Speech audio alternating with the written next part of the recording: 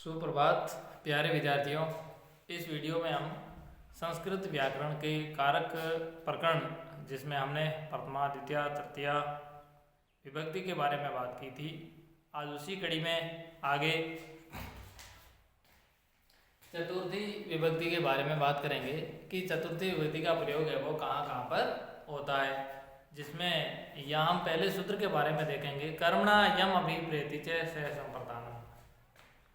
जैसे आप अच्छे से समझोगे, कर्मणा यम भी प्रेति से संप्रदानम, यानी कि कर्म संज्ञा के अंतर्गत यम भी प्रेति शब्द है। जिसे आप अच्छे से समझोगे तो यहाँ है यम, यम यानी जिसे, यम जैसे अभिप्रेति यानी चाहना, जिसे है वो अधिक चाहते हैं उसके साथ में संप्रदान कारक होता है। यहाँ आप देखोगे नृपः निर्धनाय धनम यच्छति। आप इस उदाहरण के द्वारा बहुत अच्छे से सूत्र को समझोगे। राजा निर्धनों को धन यच्छति यानी देता है। राजा धन देता है किसे? निर्धनों को। तो जिसे राजा देना चाहता है वो है निर्धन। कर्म संज्ञा है, यम अभिप्रेति है। अभिप्रेति का अर्थ पहले भी बताया, जिसका अर्थ होता है चाहना। उसके साथ संप्रदान होता है। किसके साथ? अभिप्रेति के साथ, यानी जिसे देना चाहता है उसके साथ संप्रदान कारक होता है। देखोगे नृपः निर्धने निर्धनाय, यहाँ निर्धन एक वचन है तो निर्धनाय, राजा निर्धनों को धन देता है तो निर्धन का संप्रदान कारक हुआ और चतुर्थी विभक्ति का प्रयोग हुआ। इसी प्रकार जैसे बालकः मित्राय पुस्तकम ददाति, बालकः मित्राय, मित्राय आएगा। अगर इसका हिंदी अर्थ देखोगे, राजा निर्धनों को धन देता है, बालक अपने मित्र को पुस्तक देता है। लेकिन को आने के बावजूद भी इसमें, क्योंकि सीधे अर्थ में देखें तो कर्ता ने कर्म को, लेकिन यहाँ कर्म कारक न होकर के यम भी प्रेति च सह संप्रदानम, यहाँ अभिप्रेति के साथ संप्रदान कारक होगा और चतुर्थी विभक्ति का प्रयोग होगा। अब हम बात करेंगे दूसरे सूत्र के बारे में बात करेंगे। रुच्यर्था नाम है प्रियमाण है। रुच्यर्था नाम प्रियमाण है, रुचि के अर्थ में प्रिय लगने वाली वस्तुओं के साथ, जिसको जिसकी जो रुचि हो और जिसको जो वस्तु प्रिय हो उनके साथ में चतुर्थी विभक्ति का प्रयोग होता है। रुचि अर्थानाम, रुचि शब्द है रुचि धन अर्थ, रुचि अर्थ है यण संधि से, रुचि अर्थानाम प्रियमाण, रुचि के अर्थ में प्रिय और प्रिय लगने के अर्थ में। जैसे बालकाय मोदकानी रोचन्ते, या और भी कुछ लिखा हो, गणेशाय मोदकानी रोचन्ते, बच्चों को रोचन्ते यानी रुचिकर लगते हैं, अच्छे लगते हैं। क्या? मोदकानी यानी लड्डू, सबको अच्छे लगते हैं बच्चों को, क्या? लेकिन यहाँ पर जिनको जो अच्छे लगते हैं, तो हमने सूत्र में भी यही पढ़ा था, देखोगे कि रुचि के अर्थ में और पसंद के अर्थ में चतुर्थी विभक्ति का प्रयोग होता है। तो बालकाय मोदकानी रोचन्ते, बच्चों को मोदक, या गणेशाय मोदकानी, तो जिनको जो चीज पसंद है रुचि के अर्थ में और जिनको प्रिय लगती है, जैसे यहाँ बच्चों को, कर्ता को प्रिय लगती है, तो बालक के साथ में चतुर्थी विभक्ति या संप्रदान कारक का प्रयोग हुआ है। अब आप अगला सूत्र देखोगे, क्रुद्ध द्रुहे ईर्ष्या असूया अर्था नाम। क्रुद्ध यानी क्रोध करना, द्रोह करना, ईर्ष्या असूया के अर्थ में जिसके प्रति कोप होता है, जिसके प्रति ईर्ष्या की जाती है, जिसके प्रति असूया है, असहनशीलता है, उसके साथ में चतुर्थी विभक्ति का प्रयोग होता है। जैसे आप देखोगे पिता पुत्राय क्रुध्यति, पिता क्रोध करता है किस पर? पुत्र पर। तो यहाँ आप देखोगे कि इस सूत्र के अनुसार यम प्रतिकोपः, जिसके प्रति कोप करता है, जिसके प्रति ईर्ष्या असूया करता है, उसके साथ में चतुर्थ, जैसे पिता है वो पुत्र पर क्रोध करता है तो पुत्र के साथ में चतुर्थी विभक्ति का प्रयोग होगा। अगला सूत्र देखोगे, स्प्रिय इप्सितः, स्प्रिय शब्द से तात्पर्य होता है इच्छा करना, और इप्सित का मतलब होता है चाहना। तो यहाँ उदाहरण देखोगे कि जिसको या जिसकी जो इच्छा होती है, जैसे बालक की पुष्प स्पर्श करने की इच्छा है, तो स्पर्श धातु के साथ में जो यहाँ लिखा है स्पर्श या स्प्रिय है स्पर्श करना, और इप्सित यानी चाहना, चाहने और स्पर्श करने के अर्थ में चतुर्थी विभक्ति का प्रयोग होता है। जैसे बालक यानी बालक पुष्प के लिए इच्छा करता है, पुष्प छूना चाहता है, तो पुष्प के साथ में चतुर्थी विभक्ति का प्रयोग हुआ। अगला सूत्र आप देखोगे, नमः स्वस्ति स्वाहा स्वधा वसट अलम योगा च, यानी नमः स्वस्ति स्वाहा स्वधा वसट अलम योगा च, इसमें अलम भी आता है।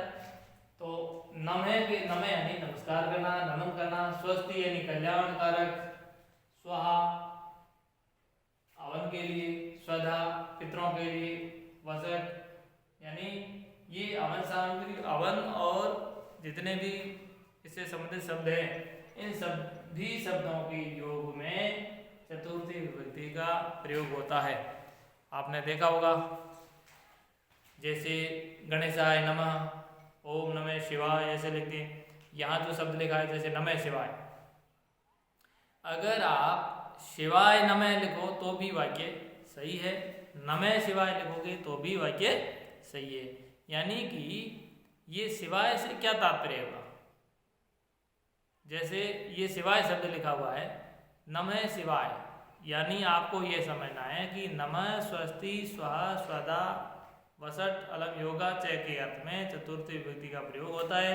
इसलिए आप जो भी शब्द लगाओ नमः के साथ में चतुर्थी विभक्ति का प्रयोग लगाओ। जैसे गणेशाय नमः, विश्वकर्माय नमः, जमेश्वराय नमः, गणेशाय नमः, नमः शिवाय या शिवाय नमः, इस प्रकार से सभी शब्दों के साथ में चतुर्थी विभक्ति का प्रयोग होता है। जैसे कई बार लिखते लिखते सरस्वती के लिए लिखना होता है, तो बड़े कन्फ्यूजन में हो जाते हैं कि गणेशाय शिवाय तो लिख दिया, सरस्वती के लिए कैसे लिखेंगे।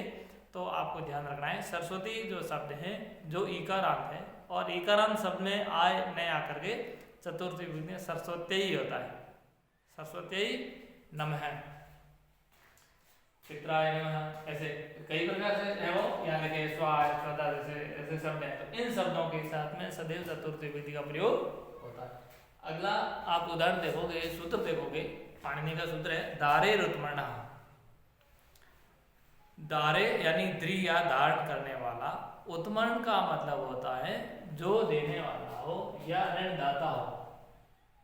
ऋणदाता से तात्पर्य जो व्यक्ति देने वाला होता है वो दाता होता है, और लेने वाला होता है वो ग्राहक होता है। तो यहाँ द्रि यानी धारण करने और ऋण देने वाले के अर्थ में, जैसे यहाँ इस उदाहरण के माध्यम से आप समझोगे, देवदत्त यज्ञाय शतम धार्यति, देवदत्त यज्ञ दत्त से 100 रुपये है वो मांगता है।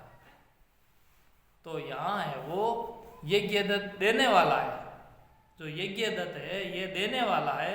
सूत्र भी ये कह रहा है कि दारे उत्मर्ण, ऋणदाता के साथ में संप्रदान कारक या चतुर्थी विभक्ति का प्रयोग होता है। तो यहाँ देवदत्त यज्ञ दत्त से 100 रुपये उधार लेता है, या यज्ञ दत्त देवदत्त को 100 रुपये देता है। तो यहाँ यज्ञ दत्त ऋणदाता है, ऋणदाता होने के कारण यज्ञ दत्त शब्द के साथ में चतुर्थी विभक्ति का प्रयोग हुआ है, और यज्ञ दत्ताय शब्द आया है।